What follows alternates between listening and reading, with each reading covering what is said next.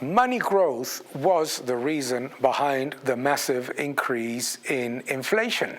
The recent papers from Borio, from Congdon and Shaw, the reports and analysis made by Professor Hanke, so many have identified the increase in money supply as the big driver of inflation. In fact, they predicted the increase in inflation in 2020. The analysis made by these economists was very, very clear. Massive rise in money growth, massive rise in inflation. Now, let's look at what they're saying now.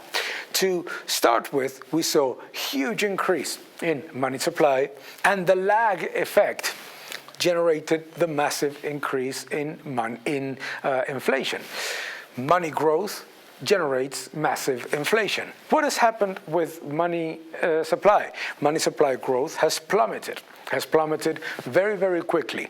And central banks don't pay attention to monetary aggregates. So the likelihood of a reduction in inflationary pressures is very high, but it comes from the money supply change. And money supply change might go from inflationary pressures to recession and a very steep decline in inflation. It's important to understand monetary aggregates because consensus tends to blame inflation on anything except what makes all prices rise at the same time. Monetary aggregates are what drive inflation, more money going to relatively scarce assets. There is no such thing as cost-push inflation. There is no such thing as so-called commodity inflation. It's more units of currency going to relatively scarce assets. In the case of commodities, it's been extremely evident. Think about this.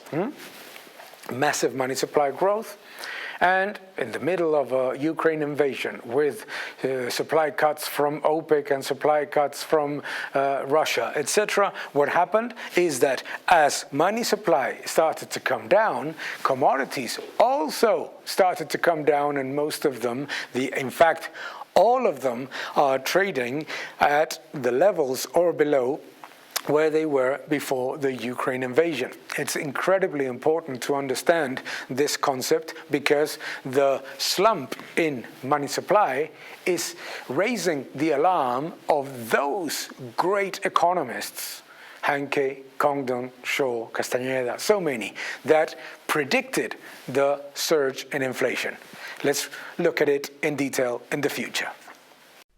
Thank you for watching this video. Please subscribe to my channel, like my videos, leave your comments below, and keep defending freedom. Thank you very much.